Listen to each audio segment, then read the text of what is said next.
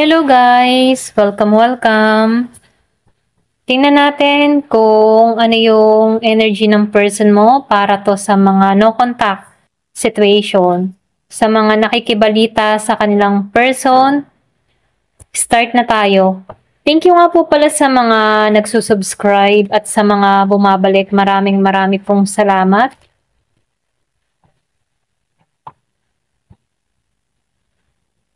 Give me the message for collective. Ano yung energy ng tao mo? Hindi po halos lahat makaresonate. Start na tayo. Give me the message.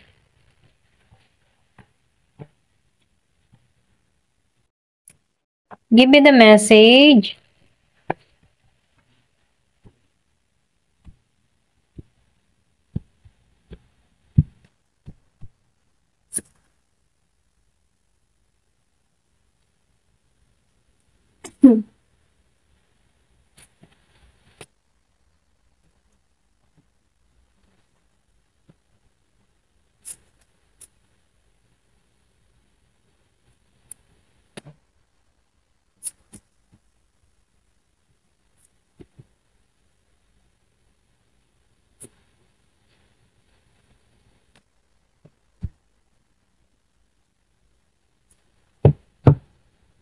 Meron ako nakikita dito na Virgo, meron ding Capricorn, meron ding Taurus, merong Gemini, Aquarius, Libra. Meron din ako nakikitang Scorpio, Cancer, and Pisces. Malakas yung Aries.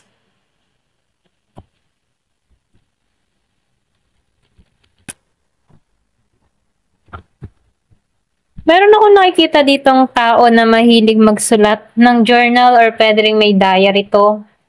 Yung bang tipo siya yung tipo ng tao na kapag nasasaktan siya, isinusulat niya sa papel or sa kanyang journal or diary.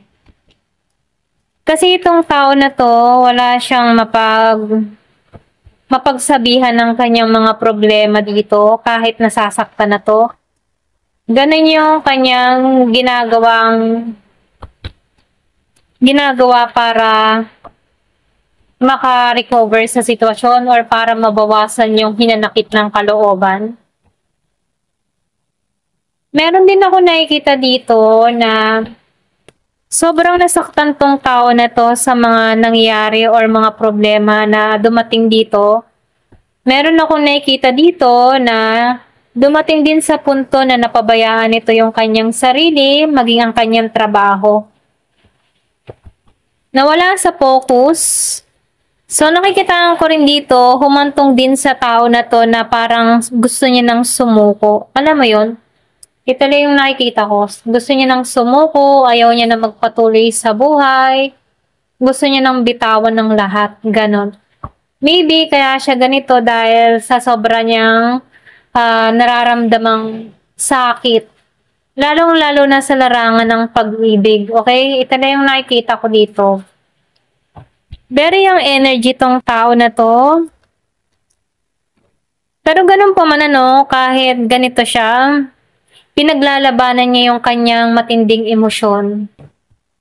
So, tama lang yung ginagawa niya na yung bang tipo na kapag siya'y nagkakaproblema, sinusulat niya sa papel, doon niya binubuhos yung sama ng loob niya. At naiibsan yung kanyang nadarama.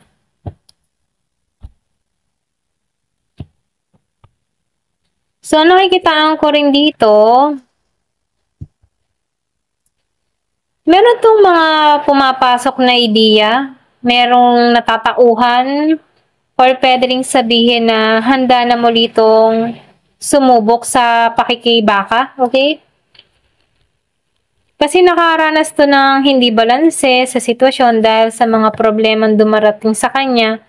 Pero meron siyang hope na meron pang pag-asang parating sa kanya. So, ginigising tong tao na to, o pwede rin sabihin, nagising na siya dito. Natauhan ba?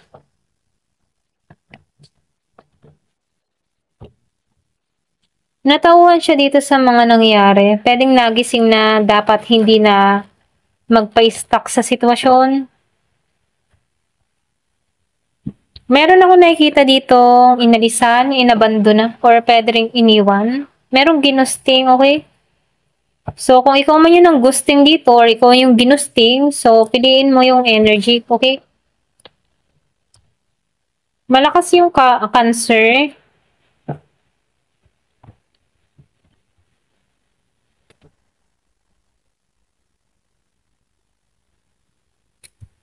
So, nakikitaan ko dito, yung bang kahit inalisan siya dito, nagsumikap tong tao nito na ibangon niya yung sarili niya. Ganon.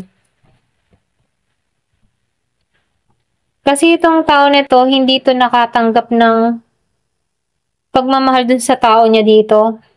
Pwedeng tinukso lang to or pwede rin ginamit yung pagiging inosente nito kaya nadaya siya dito. Very yung energy. Ito lang nakikita ko. Pwede nga iba sa inyo meron kang kadiling na may age gap kayong dalawa. Pakaramdam mo na pag dinlang ka nito, nadaya ka nito, or niloko ka ng tao na to. Ganon. So, meron nga talaga nadaya dito. Okay, ito lang nakikita ko dito. Malakas yung cancer. So, meron ditong nadaya, niloko, meron ding Pisces, Aquarius. Yung iba sa inyo, pamilya mo to, or tinuring mo tong pamilya. Hindi mo to tinuring na iba, ganon. Parang ibinulong mo siya sa buhay mo, ibinulong mo siya sa pamilya mo. Kaya lang, meron ditong nawala. Nawala ng pag-asa about dito sa sitwasyon na to. Meron ako nakikitang nasayang.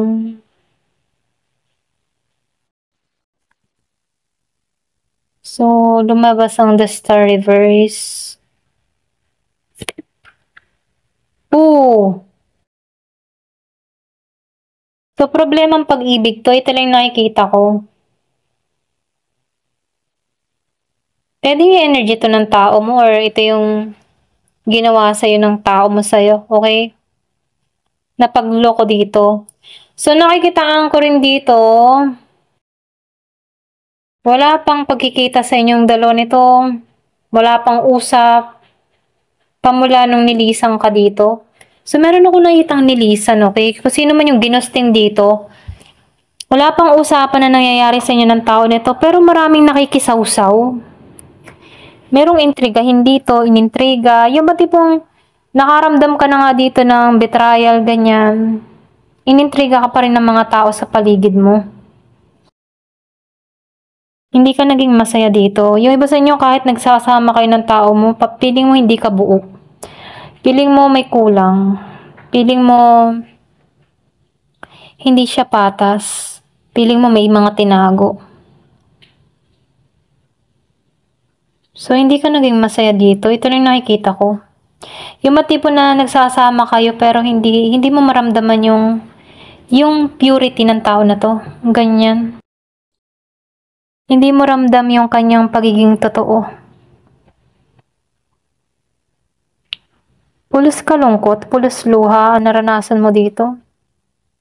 So, tingnan pa natin, ano.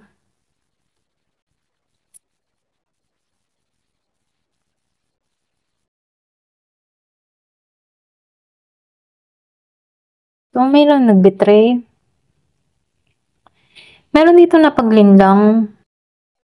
Pwedeng sabihin meron nakuha itong tao nito na mahalaga sa'yo. Like virginity or importanteng bagay sa'yo. Yung trust. Ito rin nakikita ko, parang nawasak lahat sa'yo. Ganyan. Ganyan yung energy mo. Parang gumuho ang mundo mo. Pero meron ditong gustong trabahuin or humantong din na gusto mong trabahuhin tong tao na to, kaya lang nakikitaan ko dito para kang iniwan sa ere or inalisan ka ng tao na to. So, hindi ito naging totoo sa'yo. Nakikitaan ko dito kung sino man to. Ayan. Pasensya na, ito lang yung nakikita ko. So, nakikitaan ko dito, hindi to naging totoo sa'yo. Naging hubad to. Pulos pasakit yung iniwan niya sa'yo dito. Malakas yung Leo. Pwedeng ibas niya meron kang kadiling na Leo. Meron ding Aries, Sagittarius. Meron ding Virgo. Merong Libra, Gemini. Halos lahat. Piling mo dito hindi kasi nagip niya sa iniwan. Yung tipong iniwan ka sa ere, kinuhaan ka pa, dinaya ka pa, kinuha niyang lahat sa'yo. Andun yung tiwala mo sa tao na to, kaya lang masakit eh. Ganun yung energy mo, masakit. Masakit yung panlilin lang na ginawa nito. So, tingnan natin kung ano yung naghihintay sa tao na to. Sa nanlin lang sa'yo. Give me the message. Ano naghihintay sa tao nandin lang sa'yo?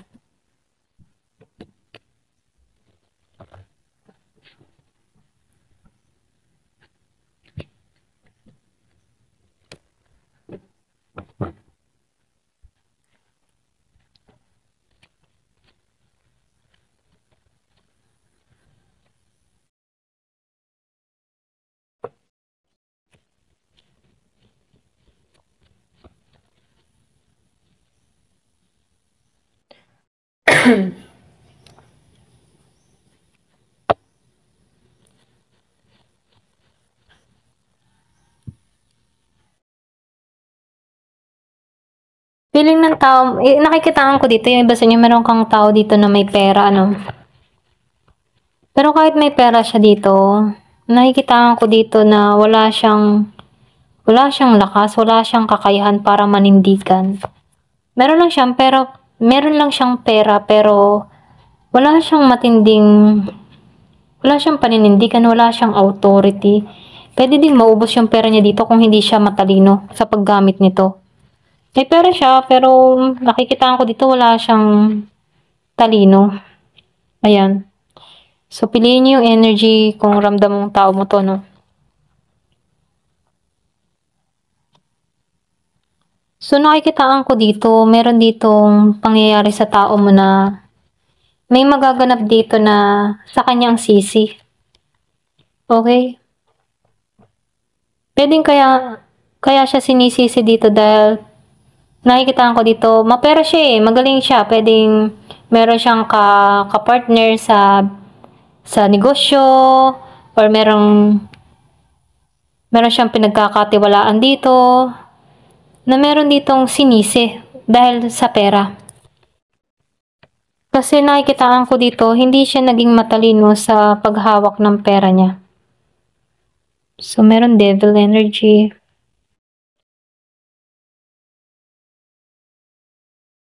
Pwedeng nalusta yung pera ng tao na to. Ito na yung nakikita ko, no? Oo. Wala na naghihintay dito.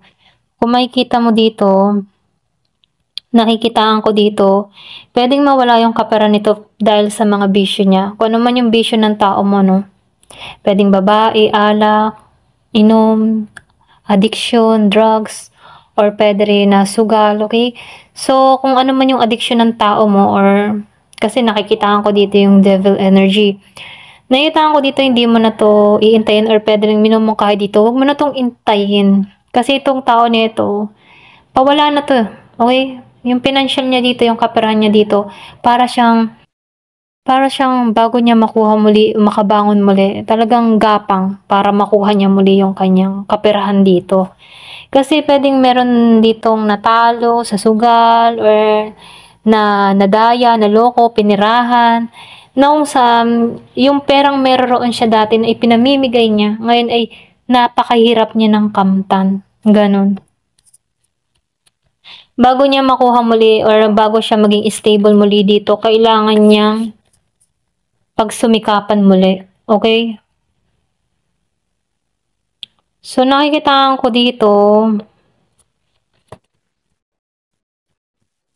dun mauunawaan ng tao nito yung napakawalan niya. Ito lang nakikita ko, At ikaw yun yung napakawalan niya. Doon niya maiintindihan na ang dami niyang sinayang dahil sa mga kalukuhang ginawa niya. Okay, kung kanino man to.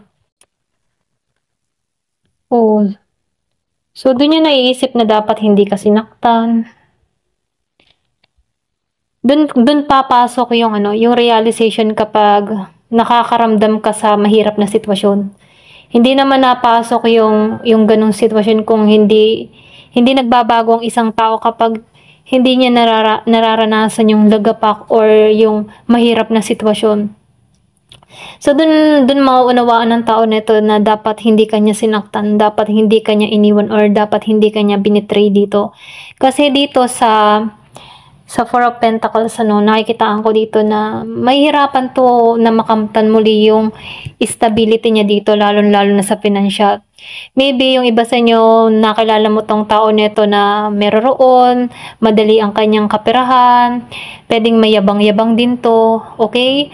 Na stable siya, may pinagmamalaki siya, kaya lang, bilog ang mundo. Hindi palaging nasa taas. Ang pagtaas ay dapat ma-maintain mo yung pagiging mong mabuti sa kapwa, ganyan, Dahil merong nangyari dito sa tao nito na pagbabago or pwede ring meron tong mga ginawa sa'yo kung bakit yung karma niya dito ay nakakamtan niya na dito. At din papasok yung pagninilay-nilay na dapat hindi ko sinaktan tong tao na to. Lalo na kung makikita ka ng tao nito na nakukuha mo na lahat ng mga pinapangarap at inaasa mo. Okay? So, ito lang nakikita ko dito. So, nakikitaan ko dito sa bandang huli, marirealize ng tao nito na nagkamali siya sa'yo. Okay? Ayan, ito lang yung nakikita ko. Thank you for watching. Love and peace.